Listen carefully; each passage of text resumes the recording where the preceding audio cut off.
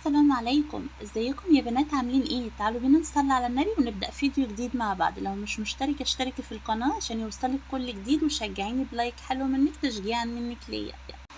معايا بصلاية قطعتها مكعبات كده، واتنين طماطم قطعتهم برضو مكعبات زي مكعبات السلطة بالشكل ده.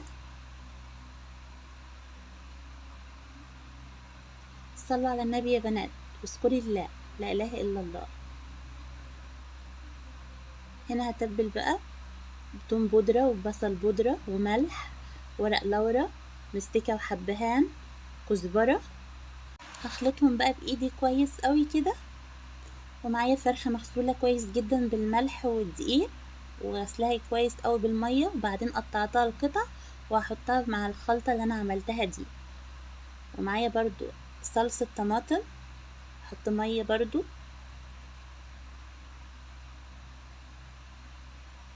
دي صلصة اختياري بس انا بحطها تدي لون، اما الفرخة تستوي تدي لون. ومعلقتين توم مفروم، وهرفعها على النار.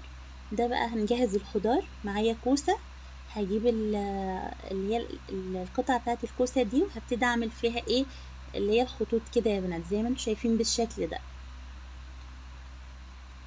هعمل كل الكمية. وبرده معايا بطاطس متقشرة ومعايا بصلة. وبعد كده هغسل الخضار تاني كويس قوي بالمية، وبعدين بقى هقطعه بالشكل اللي هتشوفيه معايا دلوقتي كده. شايفة؟ هقطعه شرايح تكون سميكة علشان تستوي بنفس تسوية البطاطس، يعني مينفعش البطاطس بتاخد تسوية جامدة. البطاطس انا بقطعها جزئين بس، والبصلة شرايح رفيعة كده. نرجع تاني للكوسة اللي هي مينفعش ان هي تكون شرايح رفيعة لانها هتتهري بسرعة قبل البطاطس. تمام. برضه انا هحط صلصة برضه يا بنات.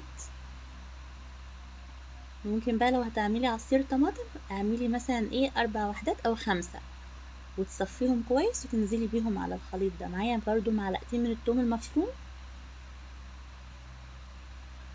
ملح، كزبرة وتوم بودرة وبصل بودرة،